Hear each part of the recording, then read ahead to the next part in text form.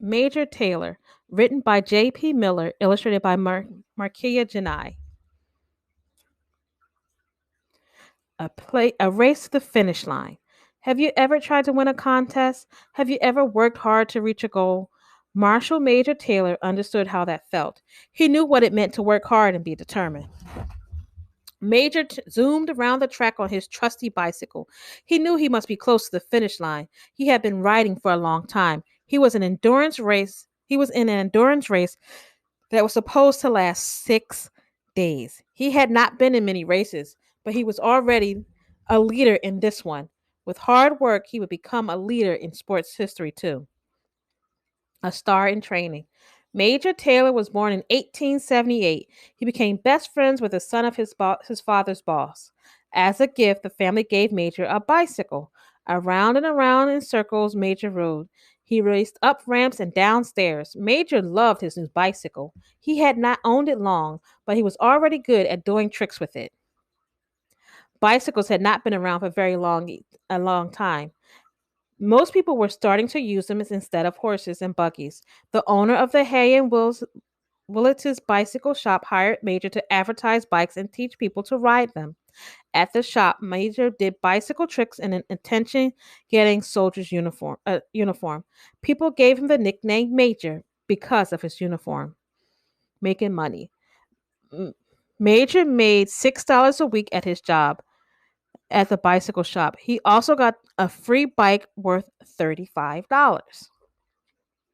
The owner of the bicycle shop got a big idea. He would enter Major in a race 10 miles, about 16 kilometers long, to advertise the shop.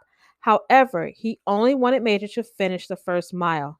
Major went to the race not knowing what to expect. There was a pack of riders at the starting line. He was the only African American rider. The race started. Major pumped his pedals as fast as he could. As he rode, he passed riders going uphill. He passed them at the 1 mile mark, and he passed them to cross the finish line. At age 13, Major had won his first bicycle race. It was only the beginning. Major knew he could be a winner. He wanted to learn how. A cycling club in his hometown would only allow white members. He and other African American riders formed the Seesaw Cycling Club instead. His racing victory got the attention of Louis Bertie Munger. He owned a bicycle company. He became Major's mentor. Bertie wanted Major to do a short professional race. If he won, he could enter another race that would last 6 days. Major was only 18 years old. He had never entered a professional race before. If he could do this, many more great things could be in his future. Major sped to victory in the first race. Next up was a big 6 day endurance race at Madison Square Garden, an indoor arena in New York City. The race started with 28 cyclists. Some white people did not like that a black man was racing along with them, but Major did not let that stop him. The race was very difficult.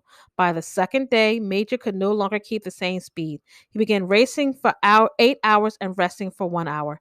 His stomach hurt. His head hurt. On the fifth day, a white cyclist who did not like that a black man was racing him made him crash. Still, he kept pedaling his bike. Over those 6 days, Major rode 1,732 miles, about 2,787 kilometers. He finished in eighth place. This was incredible for someone who had not done this kind of race before. Making history.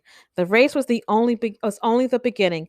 Soon Major had set 7 world records. He became the first African American to win a world championship in cycling. He became famous. He did not stop even when white riders did things like throw ice water in his face during a race. He gave other black cyclists hope they could succeed too. Breaking the record. In 1899, Major biked a mile in a minute and 19 seconds. He set a new world record. People called him the fastest man in the world. For 14 years, Major Taylor continued to be a leader in cycling. He retired from the sport at age 32 and moved to Chicago, Illinois. Major had earned a lot of money from cycling. Unfortunately, he lost almost all of it because of the Great Depression. When he died in 1932, he had no money, and not many people knew about him. He did not even have a gravestone at his cemetery where he was buried. This important leader seems to have been lost to history. But Major Taylor would not be forgotten after all. People honored him as a leader after he died. In 1948, a group of cyclists told a bicycle company owner about Major's life. The owner paid for Major's grave to be moved and marked. Several cycling clubs host events to honor his life each year. There is even a monument to him in Worcester,